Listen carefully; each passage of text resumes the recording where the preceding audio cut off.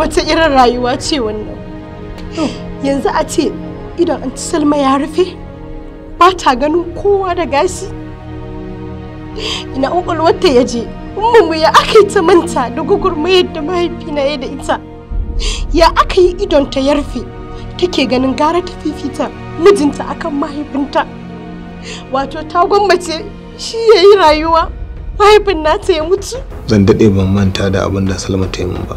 Amma wallahi ka bani mamaki. Ban taɓa tunanin za ka faɗi waɗannan kalaman ba. Menene to? Sai me? Ke barki jin giya miki kin fara shiga min ido da tukunkuni. Me faruwa ta faru. Kuma ta faru ta ƙare. Yanzu saboda Allah abin da kai ka kyauta kenan. Haka rayuwa take. Kana so ka gamu da Allah lafiya kuwa? Wannan yarinyar tijarar da za ta mana kenan? Ko Salma da take kwance bata isa ta hana aure na da Ma'aruf ba, ballantana ke kale wale.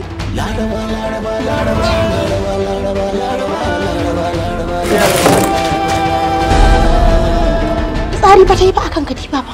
Fitsari ba, katuwar wannan matan tana mun fitsari. Gaskiya ba san iya jura ba wallahi. Allah ne ya taimake ni kuna kwantar min da hankali.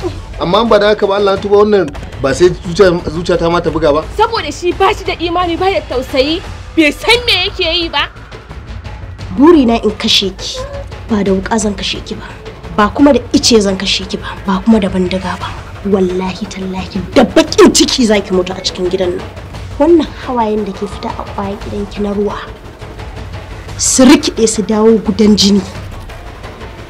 Ba ni da babban farin cikin da ya wuce haka.